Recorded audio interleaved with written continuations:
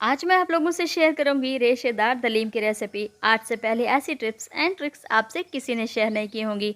बहुत ही आसान रेसिपी है कि हर कोई बहुत आसानी से घर पे बना सकता है और खाने में इतना लाजवाब दलीम बनेगा कि खाने वाले खाते ही रह जाएंगे।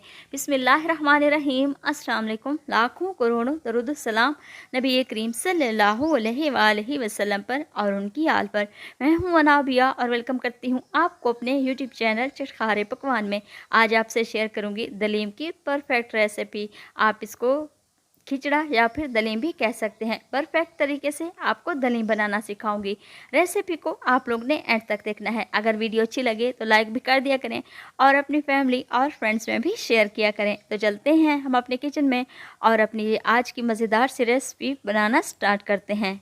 मज़ेदार सा दलीम तैयार करने के लिए सबसे पहले हमने जो काम करना है वो है दालें, चावल और अनाज को भिगो कर रखना है। और अब मैं आप लोगों को इसकी क्वांटिटी बता देती हूँ ताकि आप परफेक्ट तरीके से दलीम तैयार कर सकें। आधा कप के बराबर दाल चना, आधा कप गंदम, आधा कप चावल, आधा कप लाल दाल, आधा कप पीली दाल और आधा कप मेरे पास है यहाँ पर दाल माश। इन तमाम दालों को मैं एक बड़े से बर्तन में डालकर अच्छी तरह से भिगो कर रख दूंगी पूरे 2 से 3 घंटे के लिए। अगर आप लोगों के पास ज़्यादा टाइम है तो आप इसे ज़्यादा देर के लिए भी भिगो कर रख सकते हैं। तो इसको रखते हैं हम एक साइड पर जब तक हम इसका मसाला तैयार कर लेते हैं। यहाँ पर मैं एक प्रेशर कुकर ले लूँगी और उसमें मैं शामिल करूँगी 1 कप के बराबर कुकिंग ऑयल और 2 अदद बड़े साइज़ के प्याज जिसको मैंने बारीक स्लाइसेस में कट कर लिया है।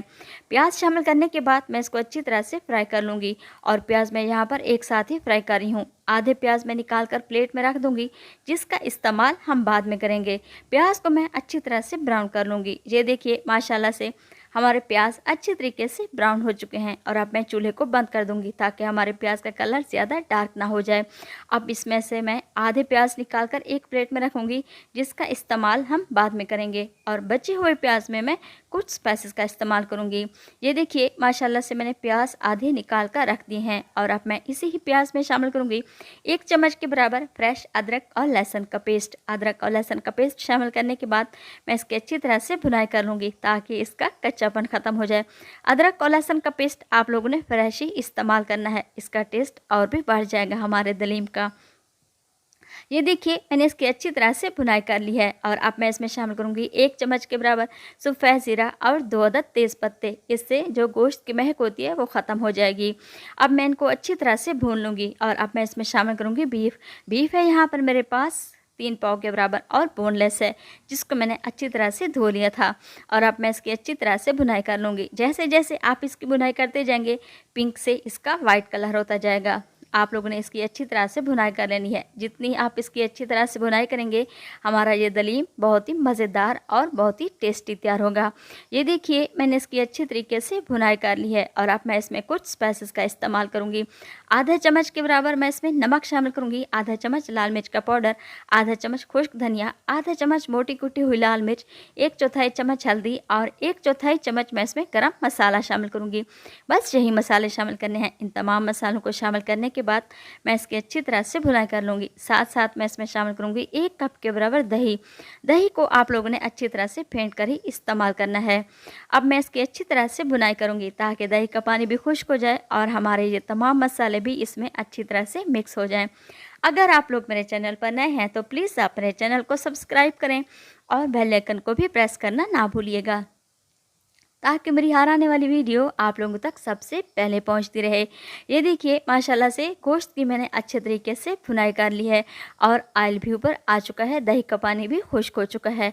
और अब मैं इसमें पानी शामिल कर दूंगी। 2 गिलास के बराबर मैं इसमें पानी शामिल करूंगी ताकि हमारा ये बीफ अच्छी तरह से सॉफ्ट हो जाए और इसे कवर लगाकर छोड़ दूँगी पूरे 20 से 25 मिनट के लिए। जब तक हमारा गोश्त तैयार होता है हम दूसरी साइड पर अपनी दाल तैयार कर लेते हैं।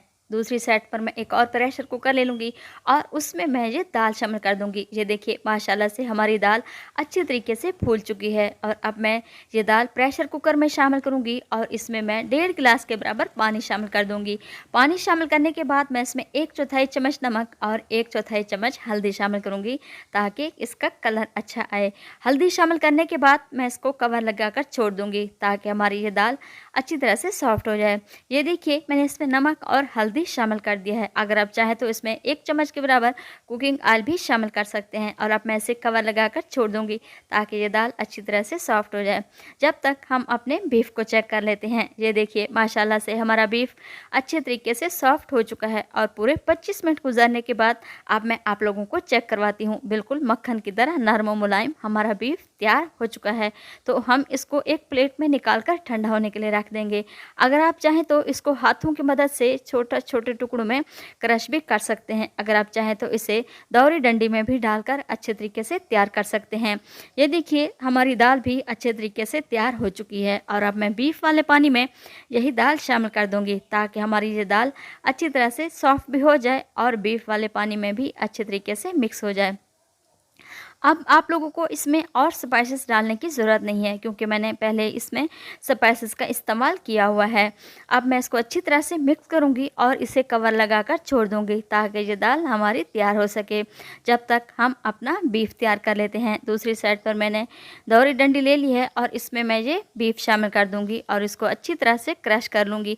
अगर आप चाहें तो उसको हाथों की मदद से भी अच्छी तरह से तैयार कर सकते हैं।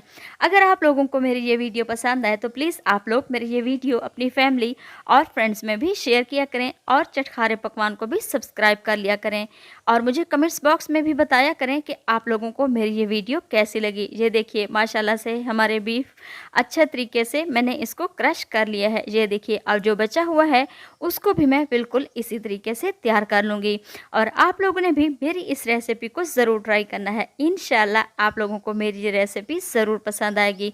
आप इसे अपने घर वालों के लिए तैयार करें या फिर मुहर्रम के दिनों में आप इसे बनाकर मोहल्ले में भी बांट सकते हैं। ये देखिए बीफ को मैंने अच्छे तरीके से तैयार कर लिया है और अब मैंने दाल को एक कढ़ाई में कन्वर्ट कर लिया है ताकि मैं आप लोगों को अच्छे तरीके से दिखा सकूं। दाल हमारी बिल्कुल अच्छे तरीके से तैयार हो चुकी है और उसका पानी भी खुश्क हो चुका है और अब मैं इसमें 1 चम्मच के बराबर मसाला शामिल करूंगी जो मैं आप लोगों को दिखाना भूल गई हूँ। उसके लिए मैं माजरत चाहती हूँ। यहाँ पर मेरे पास 5 से 6 दाने थे लौंग के, 8 से 10 दाने काली मिर्च के और 1 बादियान का फूल और 1 अदद बड़ी इलायची और 1 जायफल का फूल था। इन तमाम चीज़ों को मैंने अच्छी तरह से ग्राइंड कर लिया था और अब मैं इसमें बीफ शामिल कर दूंगी। हमारा बेहतरीन सा बहुत ही मज़ेदार सा ये रेशेदार सा दलीम बनकर तैयार हो चुका है और अब मैं इसको अच्छी तरह से तैयार कर लूँगी। 2 से 3 मिनट के लिए मैं इसको अच्छी तरह से पकाऊंगी और अब मैं इसके ऊपर डाल दूँगी ब्राउन प्याज जो हमने पहले ही तैयार करके रखे हुए थे। ब्राउन प्याज शामिल करने के बाद मैं इसके ऊपर डालूँगी थोड़ी सी सब्ज़ मिर्च। 2 से 3 अदद सब्ज़ मिर्च को बारीक सा कट कर लिया है और अब मैं इसके ऊपर डालूँगी बारीक कटी हुई अदरक। अदरक डालने के बाद मैं इसके ऊपर डालूँगी सब्ज़ धनिया और थोड़े से लीमू। देखिए माशाल्लाह से बेहतरीन और ज़बरदस्त सा हमारा ये दलीम बनकर तैयार हो चुका है और आप लोगों ने भी इसे ज़रूर ट्राई करना है। और अब मैं आप लोगों को डिश आउट करके दिखाती हूँ। बेहतरीन सी रेशेदार वाली हमारी ये दलीम तैयार है। आप लोग इसे ज़रूर ट्राई कीजिएगा। ना ही हमने इसमें ज़्यादा मसालों का इस्तेमाल किया है और ना ही रूखी फीकी सी है। बिल्कुल परफेक्ट तरीके से एकदम मज़ेदार हमारी ये मज़ेदार सी दलीम बनकर तैयार हो चुकी है। तो मिलते हैं हम अगली रेसिपी में। अल्लाह ताला आपको खुश रखे, अपने हिफ्ज़ व अमान में रखे। अनाबिया को दुआ में याद रखिएगा। Thanks for watching my video. अल्लाह हाफिज़।